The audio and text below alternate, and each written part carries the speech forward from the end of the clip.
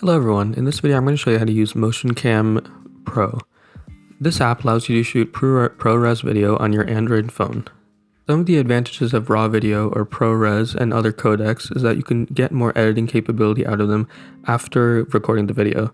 So ProRes, for example, is shot on iPhones and professional cameras.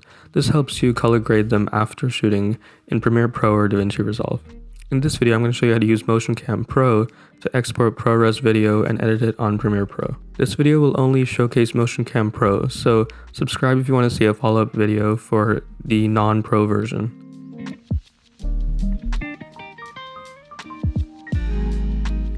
So first, before we can start using the ProRes video, we need to install the app. Search MotionCam on the Play Store and you can see there's two versions. First, you'll see the Pro version and the free version. So for the free version, the process is different, so comment down below if you want to see a follow-up video for that. Right now I'm going to use the Pro version to show ProRes video. Open the app and click Start. This shows the changelog for all the new features.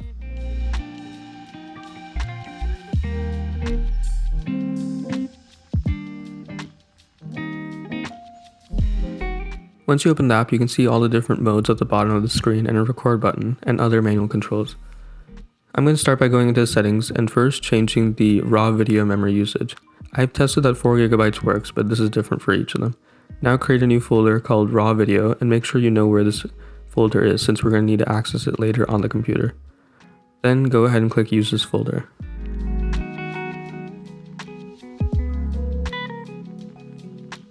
Then do the same for the render folder since once the video is rendered, we're going to need to access it on the computer.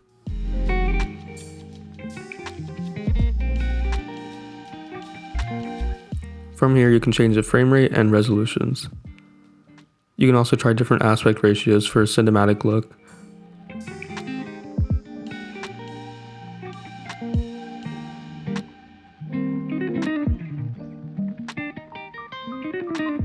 Here, you can see more settings for the UI, camera, photo, raw video, and time-lapse.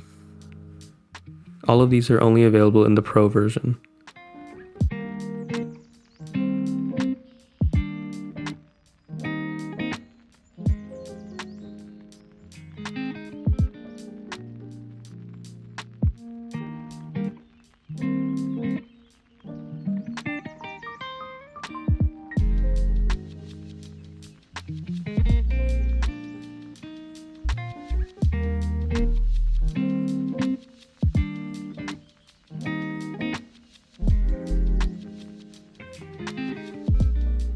Once the app is set up, we can move on to recording.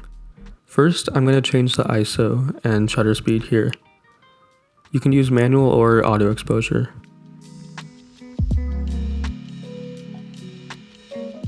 Then you just click the record button. Make sure you keep an eye on the top left of the screen to see how many drop frames there are, and also the amount of storage you have left on your phone. If the dropped frames go into a red font, then it's best to stop recording.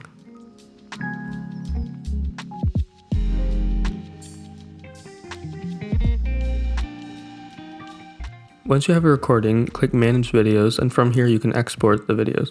Make sure you uncheck the GPU render if you're going to do noise reduction. It's still in beta, so it could cause the app to crash. At the bottom you can see the codec ProRes, or you can also export in H.264, which is normal videos that can be played on your phone. Here you can see all the different settings that you can modify and then export once you're done.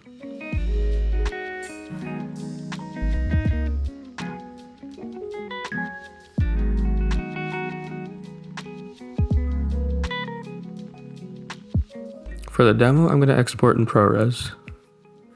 If you don't see a progress bar after clicking export, it's probably the notification shade. You can swipe down and view the progress here. Once it's finished rendering, you'll find it in the render folder.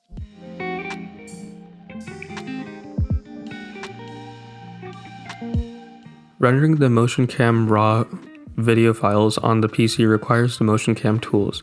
You can go to their website and download it from there. Installing this will also install the Premiere Pro plugin, but I do not use that. Make sure you click Keep and then Show More and then Keep Anyway. And then you can use the exe to install it. I already have the app installed, so I'll just go ahead and launch it.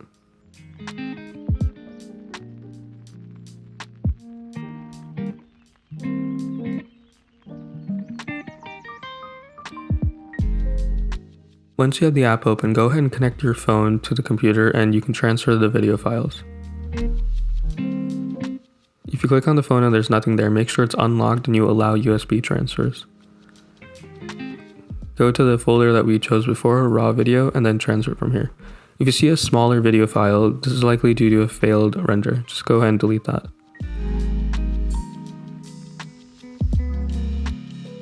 From here, just select all of them and transfer it. The MOV file is the one we rendered on the phone, and the other two are what we're going to use in the PC demo.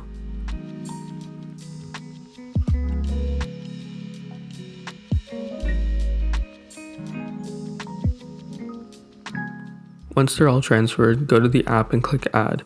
From here, select the two mgraph files. Here you can see the noise reduction options. Usually I do 4 frames and then smaller noise reduction.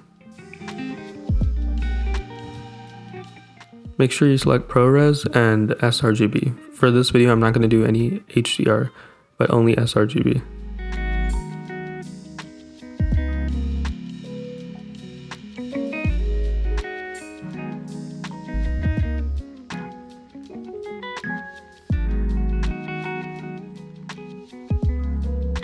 After refining the denoise settings, make sure you click Apply Settings to All so it'll apply to both of the videos in the queue. Once you're done, select a destination and then render.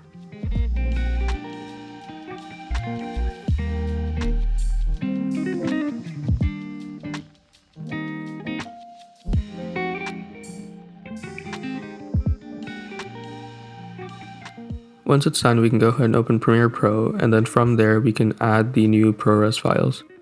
Premiere Pro and DaVinci Resolve support using ProRes files.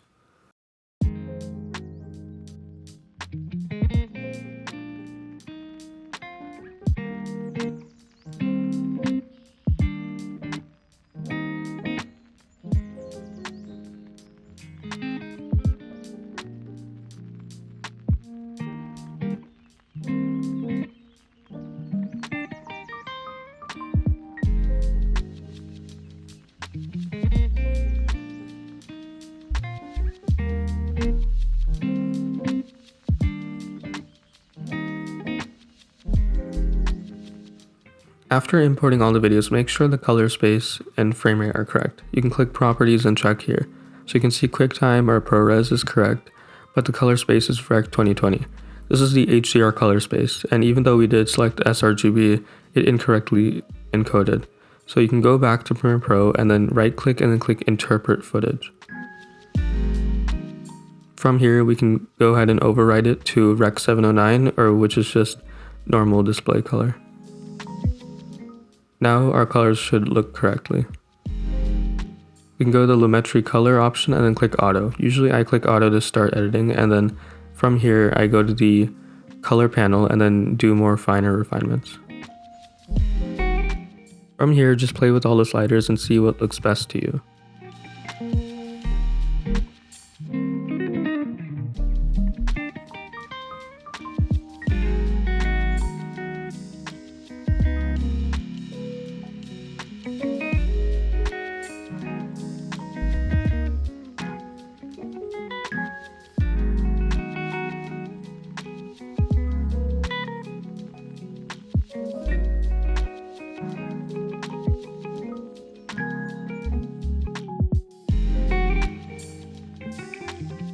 Once you have a base edit done, click the Creative tab, and from here, you can also choose any LUTs or color packs.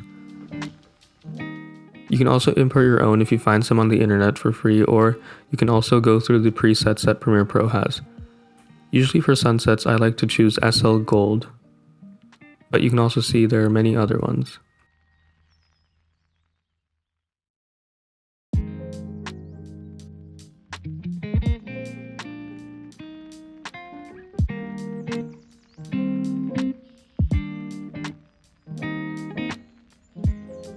For this demo, I'm going to choose SL Gold Western. I think this looks really good for a sunset and shows the whole golden hour pretty well. From here, you can go ahead and export the video and see that it looks pretty good all throughout. And here's the end result.